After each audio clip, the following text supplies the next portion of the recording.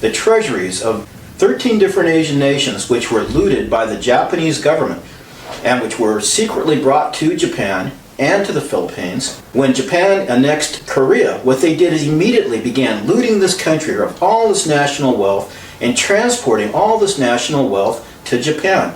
The same thing when they took over Manchuria. They went in and they looted Manchuria and brought all the wealth of Manchuria also to Japan. When they invaded Nanking, again, steal all, kill all, burn all, because they didn't want any evidence. And what did they do is they went through, their main purpose was to loot the capital of China of all its riches. And that's what they did, is they systematically looted that country and looted the capital of China, and then continued when they went into Hong Kong, when they went into Singapore, when they went into the Philippines, when they went into Sumatra, when they went into Malaysia. What they did is they looted these countries of their national treasures.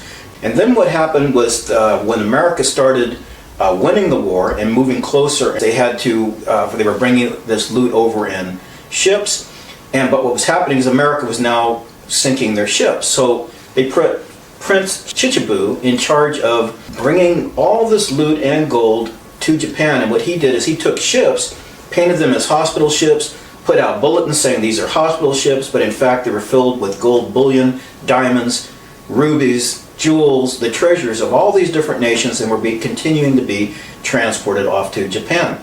But at the same time, they were also using the Philippines as a depository, and as the U.S. forces continued to conquer, pretty soon it was no longer possible to be bringing ships full of gold bullion to Japan. And what they did is they started burying it in caves throughout the Philippines. What they also started doing is they actually would take ships filled with gold, sank them all around Japan, sank them in Tokyo Bay, because they now were realizing they were going to lose the war. So here's the mystery of what happens is, why does the world suddenly forget about all the atrocities committed by Japan? And what happened is that in the Philippines, they discovered some of these treasures. MacArthur discovered some of these treasures.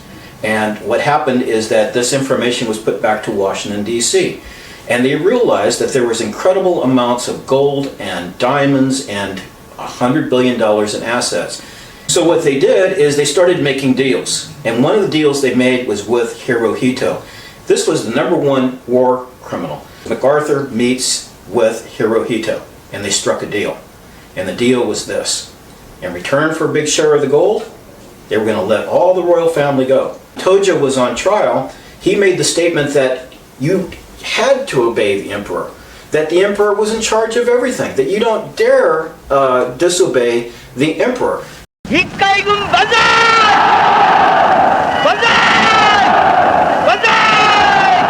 And when he made that statement in court, in the tribunal, the other nations came forward and said, well, you have to put Hirohito now on trial. MacArthur, they actually sent emissaries to the royal family, who in turn met with Tojo and convinced Tojo to change his testimony, so that Tojo now took responsibility. The whole thing was a fix. And the whole fix was because what we're talking about is tremendous amounts of money. Basically what happened is that the United States took much of this treasure, and then they had to start doing an image makeover for all the leaders of Japan. General Ishii, who was in charge of Unit 731, where they're doing all these incredibly horrible biological experiments on living people, MacArthur made a deal with General Ishii that you turn over all this information, you and all your war criminals who did all these horrible things, none of you will be convicted. In fact, General Ishii came to the United States and he lectured at Fort Detrick's. This is an incredible story. This is the story of why Princess Saka, who was in charge of all the massacres occurring in Nanking, was never even questioned. And instead, General Matsui, who had nothing to do with it, is instead put to death. What was Princess Saka's real role? Not just simply ordering the massacre of everybody, but he was also in charge of the looting. All the princes were in charge of the looting. So they didn't dare put Asaka on trial, because Asaka would in turn talk about all the incredible amounts of money that was stolen. And one of the horrific aspects of the story is what they would do is they brought in Japanese mining engineers, and of course they have slave labor, and they started building these incredible tunnels to hide gold bullion, because now they could no longer transport it to Japan because America was coming. And what happened is what they would do is they'd fill these places up with gold, and then they'd machine gun their own men and then blow the tunnels up. So here's what happens is that tremendous amounts of money go to the United States, but a tremendous amount also is set aside in Japan.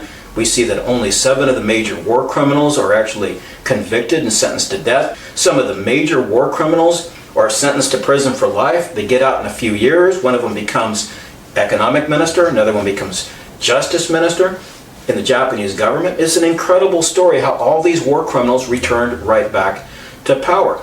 And then we have the whole concept of the economic miracle in Japan. Well, of course they had an economic miracle because they had $100 billion in gold sitting in Tokyo Bay, which they're actually able to retrieve and use to rebuild their economy. So the question comes again is, what happened? Everybody in the world knew how horrible Japan was, that they committed all these incredible atrocities throughout the world, and then suddenly the war ends, and suddenly Hirohito, it becomes this mild-mannered, peace-loving guy, and Japan suddenly goes through an image makeover, and suddenly the United States press is praising Hirohito. It's a complete change, and the United States started engaging in a propaganda campaign to completely change the image of Japan, which is now their partner. Everybody knew for years after the war of the incredible, horrible atrocities committed by the Japanese, and then what we see in the 1950s is that suddenly Japan is going through an image makeover. It's suddenly becoming a peace-loving country. Suddenly all the horrible things is being forgotten. Suddenly the countries that